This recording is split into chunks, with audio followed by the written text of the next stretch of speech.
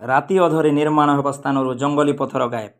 ମରାମପୁର ବ୍ଲକର କଢ଼ିଲ ଗ୍ରାମରେ ନିର୍ମାଣ ହେବାକୁ ଥିବା ପାଣି ଟାଙ୍କିରେ ନିମ୍ନମାନର ମେଟାଲ ତଥା ଜଙ୍ଗଲରୁ ସଂଗ୍ରହ କରି ପଥର ରଖି କାର୍ଯ୍ୟ ଆରମ୍ଭ କରିବାକୁ ଥିବା ବେଳେ ଗତ ସୋମବାର ଦିନ ଏକ ଭିଡ଼ିଓ ସୋସିଆଲ ମିଡ଼ିଆରେ ଭାଇରାଲ ହେବାରୁ ଗ୍ରାମ୍ୟ ଜଳ ଯୋଗାଣ ଓ ପରିମଳ ବିଭାଗ ମରାମପୁର ବ୍ଲକର ଅଧିକାରୀ ଓ ଠିକାଦାରଙ୍କ ଚଞ୍ଚକତା ବା ଜଙ୍ଗଲ ବିଭାଗର ଚଢ଼ାଉ ପୂର୍ବରୁ ଗତରାତି ଅଧରେ ଉକ୍ତ ମେଟାଲକୁ ଗାୟବ କରିଥିବା ଦେଖିବାକୁ ମିଳିଛି। ତଥାପି ଯେମିତି ଚୋର ଚୋରି କରି ସାମଗ୍ରୀ ନେଲା ପରେ କିଛି ପ୍ରମାଣ ଛାଡ଼ିକି ଯାଏ, ଠିକ୍ ସେହିଭଳି ଭାବରେ କିଛି ମେଟାଲ ମଧ୍ୟ ଛାଡ଼ି ହୋଇଛି। ଅଭିଯୋଗ ମତେ ପୂର୍ବରୁ ହୋଇଥିବା କାର୍ଯ୍ୟରେ ମଧ୍ୟ ଜଙ୍ଗଲୀ ପଥର ବ୍ୟବହାର ହୋଇଛି।